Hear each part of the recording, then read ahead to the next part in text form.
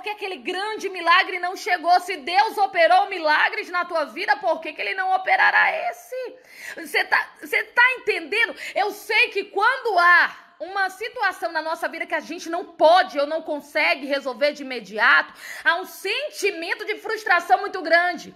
E a sensação, olha só, a sensação que nós temos é que nada está acontecendo, mas vamos ser bem sinceros e realistas, muita coisa aconteceu. Natália, mas também muitas coisas ruins aconteceram. Mas deixa eu te contar aqui uma coisa, não foi só pra você. Dá uma olhadinha ao redor do mundo. Queridos, eu sei que a nossa dor nos faz olhar para dentro, mas a nossa fé nos faz olhar para fora e mais longe. É por isso que a gente não pode ser guiado pela dor. A dor vai te limitar, a dor vai te prender, a dor vai te enfraquecer. Você tá entendendo? Olha só, a dor vai fazer você olhar para dentro, para aquilo que tá machucado, mas a fé vai te fazer olhar para fora, mais longe, com uma visão ampla, com esperança. Você tá entendendo? Com gratidão. E nós precisamos olhar para fora. E quando a gente olha para fora, a gente vai ver que muita coisa aconteceu sim. Esse sentimento de estagnação, esse sentimento de paralisia, é um sintoma da nossa dor momentânea que vai passar. E quando passar, você vai entender tudo que está sendo dito aqui. E quando a gente usa a fé e olha para fora, o que acontece? A gente percebe, nossa, mas realmente muita coisa aconteceu.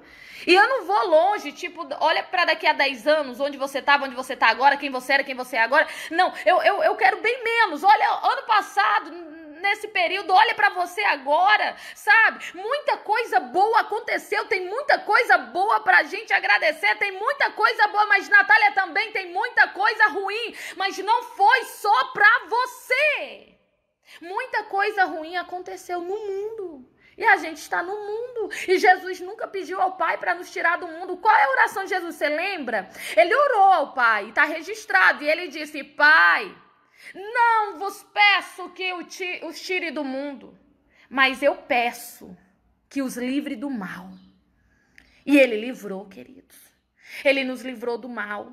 Ele nos guardou. Se você tá aí com fôlego de vida hoje, se você tá aí de pé hoje, se você tá me ouvindo agora, você tem motivo para agradecer. Você tá entendendo? E deixa eu te contar aqui um segredo. Olha só, quando você olha só pro que deu errado, você desanima, mas quando você olha para aquilo que deu certo, ainda que não fosse exatamente aquilo que você tava esperando, sabe? Não é aquele grande desejo do teu coração, aquela grande vitória, aquele grande milagre, mas houve vitória, houve milagre. Quando a gente olha para isso, a gente se renova para esperar os desejos do nosso coração alinhado à vontade de Deus.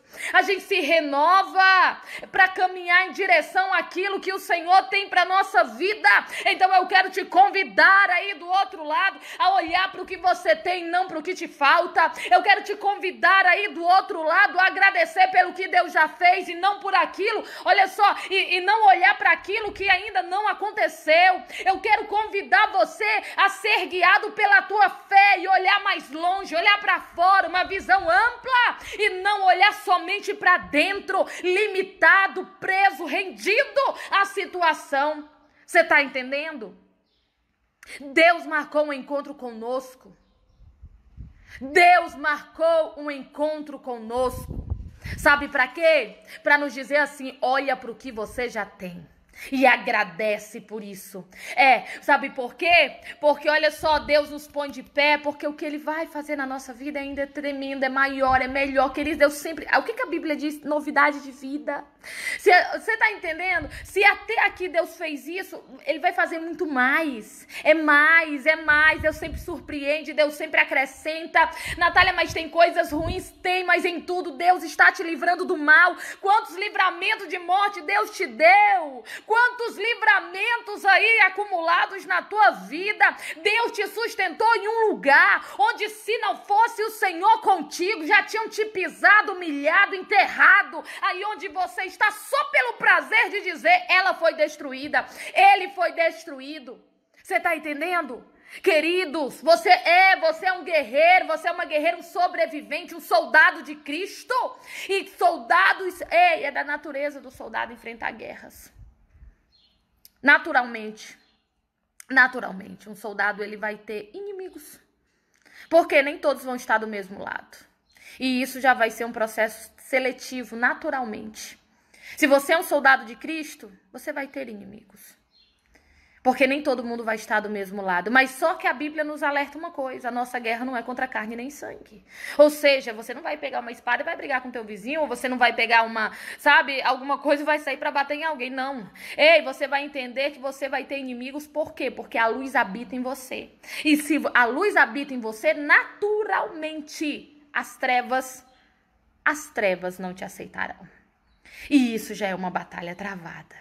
Mas deixa eu te contar uma coisa: quando você é soldado de Cristo, você é assegurado de que o Senhor é contigo, de que você está debaixo de um comando, que há alguém na frente, sabe, dando ordem, que há alguém cuidando de você, há alguém que se responsabiliza pela tua vida, há alguém superior. Natália, quem é superior a mim? O Senhor.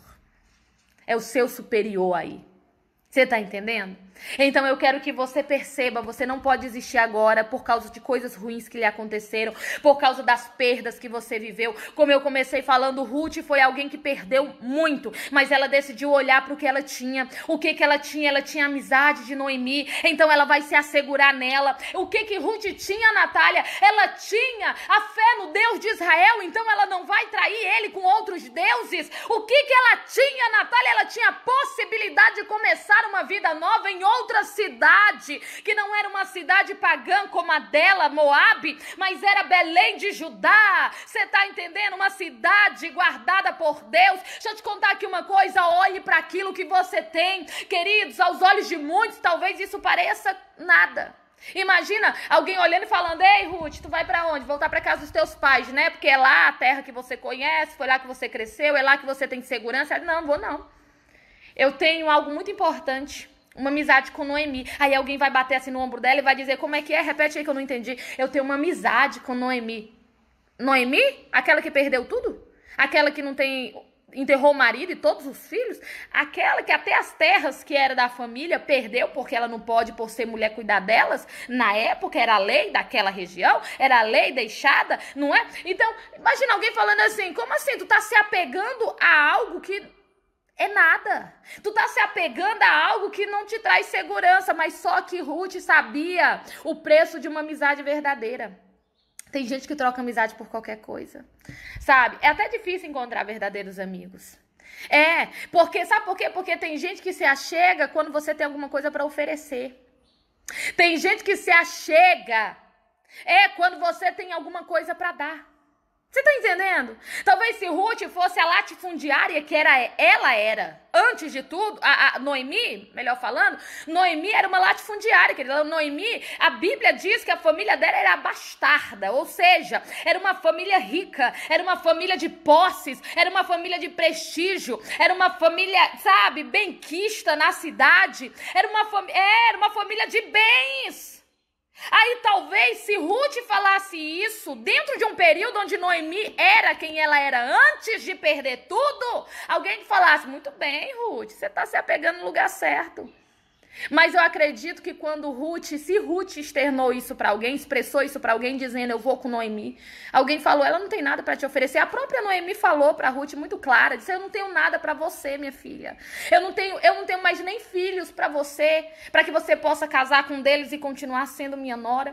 Eu não tenho nem que eu tivesse marido e hoje, porque nem marido eu tenho, porque eu também enterrei o homem que eu amava, mas ainda se eu tivesse, eu não poderia, e hoje ele me conhecesse como mulher e eu engravidasse dele, tu não esperaria o menino crescer para casar com ele. Então vai seguir a tua vida, eu não tenho nada para você. Noemi não tinha nada para Ruth. Mas Ruth sabia, queridos, que existem coisas que o dinheiro não paga. Ruth sabia que existem coisas que vale a pena você se apegar. Deixa eu te falar aqui uma coisa. Ruth era uma pessoa de valor. Pessoas de valores, deixa eu falar isso pra você, eu gosto quando Deus ele fala do jeito que ele quer, então vai recebendo do outro lado. Olha só, uma pessoa de valor, ela não chega perto de outra pessoa pensando no que ela pode ganhar, mas ela se aproxima pensando no que ela pode oferecer. Isso é gente de valor.